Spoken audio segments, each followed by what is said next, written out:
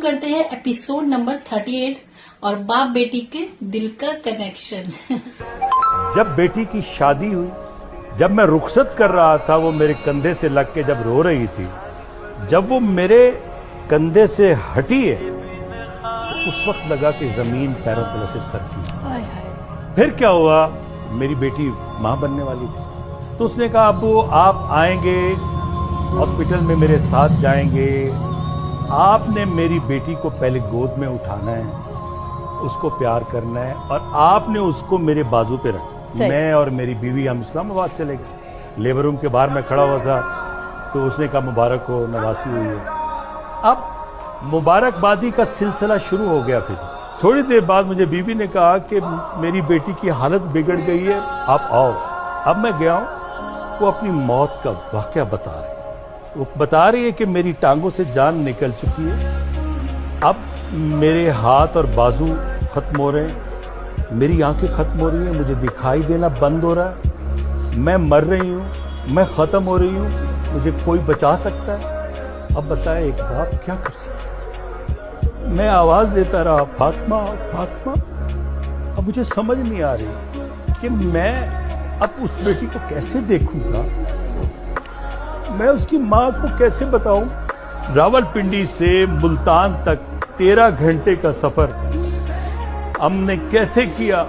मैं इतना emotional video मुझे मत दिखाया करो यार। अगर बेटी बोले ना, बाप ऐसे दिल निकाल करके रख दे। और ये सिर्फ बोलने एक सवाल का जवाब आज भी नहीं मिलता है कि हमेशा मैंने पढ़ा और सुना कि लोग पहले बेटियों से इतने नाराज होते थे, नफरत करते थे कि बेटी हुई है, या बेटी को उस तरह से प्यार नहीं देते थे, बराबरी नहीं। अभी भी ऐसा होता है। हाँ। बास घर में अभी भी बेटियां पैदा होती है तो बहुत लोग बहुत ड्रामा करते हैं, बहुत परेशान करते हैं। तो वो मुझे समझ में नहीं आता कि, और सबसे बड़ी बात कि यहाँ पे तो बात सिर्फ एक ही होना चाहिए कि अल्लाह ने जो भी आपको दिया, बेटा दिया या बेटी दिया, तो उससे तो खुशी कबूल करना है ना।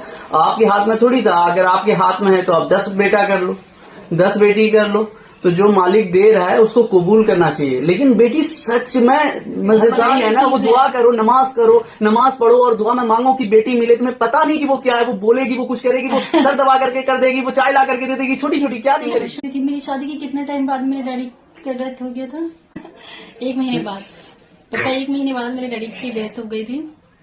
और वो जो मैं यहाँ से गई हूँ ना, मतलब पटना से, जो बिहार से, जब हम लोग डैडी को हॉस्पिटल से वापस घर लेके गए हैं, मतलब डॉक्टर ने जवाब दिया, डॉक्टर ने बोल दिया कि आप लोग घर ही लेके चले जाइए, मतलब कुछ फायदा नहीं है, हर जगह सब कुछ।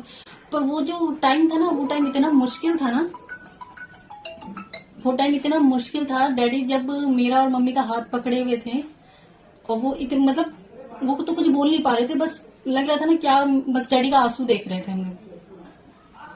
ये जानते हैं कि कोई ऐसा नाइट नहीं बीतता है, कोई ऐसा दिन नहीं बीतता है जिस टाइम मैं अपने डैडी को नहीं याद करती हूँ। ये फातिमा को देखती है ना, तब इसको थोड़ा सा लगता है ज्यादा। हर मोमेंट पे जहाँ पे फातिमा और मैं सेलिब्रेट करते हैं या फातिमा मेरे साथ एंजॉय करती है, तो ये भी करना भी चाहिए। वालिद साहब को कैसे कोई याद नहीं करे। मैं समझ सकता हूँ जब फातिमा जिस तरीके से मुझे प्यार बेटी की कनेक्शन पे आगे मुझे भी दिखा दिया ऐसे नहीं। इतना इमोशनल वीडियो पागल है कि मैं नहीं देख सकता। मैं अगर ये देखे हुआ होता किसी हाल में, मैं इस पे रिएक्ट नहीं करता। मेरा देखा वो नहीं था। बाप बेटे रो क्यूट है ना। He had turned into an old man. इसलिए रो रही है। 不会的。爸爸说你也会来也 Daddy said 妈妈不会死的，宝贝。 ओ डैडी ने कहा कि जैसे ये बड़ी होगी मैं बुढ़ा होऊंगा और मर जाऊंगा, इसलिए होगी। Daddy dies, I won't have a daddy anymore. 不会的，你怎么把他搞抠了？不会的，不会的，宝贝，乖，妈妈不会老，妈妈不会老的，妈妈不会老，爸爸也不会。 Fatima भी ऐसे बोलती है मुझे। 怎么跟他说的？把他搞得好伤心。 Oh my God. अरे यार इमोशनल हो गया मैं, इमोशनल हो गया। फातिमा भी ऐसे ही मतलब उसको ये लग रहा था, उसके पापा ने बोला था कि जैसे ही तुम बड़ी होगी, तो मैं व्हाइट बाल देखा उसने तो हाँ और बूढ़ा हो जाऊंगा, फिर बूढ़ा होते होते एक दिन बढ़ जाऊंगा, तो बस ये उसीलिए रोने लगी। फातिमा भी तो ऐसे करती है ना, मुझे बोल रही थी ना कि आपका बाल व्हाइट हो रहा है, तुम भी तो ऐसे छेड़ती हो। सच में ये चीज बहुत मतलब हार्ट ब्रेकिंग होता है किसी भी बच्चे के लिए, किसी के लिए भी।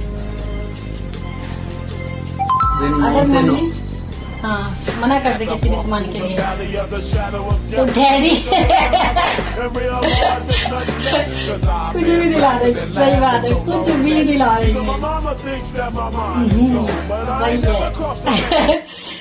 ये भी बिल्कुल ही ऐसे ही फादर है, बिल्कुल ऐसे ही जैसा आपने मैं देखा। जब फातिमा मुझे बोलती है ना तो बस मुझे ये याद आता है कि मैं भी तो बच्चा था और मैं हाथ रखता था, मम्मी वो चीज ला के दी। आज तक रिकॉर्ड है कि कभी वो चीज छोड़ी नहीं, बचपन से ही।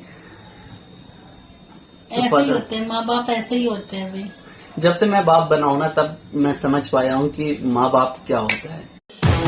जब लोग माँ बाप बनता है ना तो थोड़ा सा वो रिस्पेक्ट ज्यादा बढ़ जाता है, क्योंकि दिन भर पे चे चे करती रहती है और उतना तबीयत खराब भी हो फिर भी हम फिर झेल अपने रहे आप को हैं। कंट्रोल कंट्रोल करना करना पड़ता है। अभी भी चे पे कर ही रही है जब से हम वीडियो बना रहे हैं, लेकिन चूंकि हम बाप हैं। हाँ। चलो बाय बाय।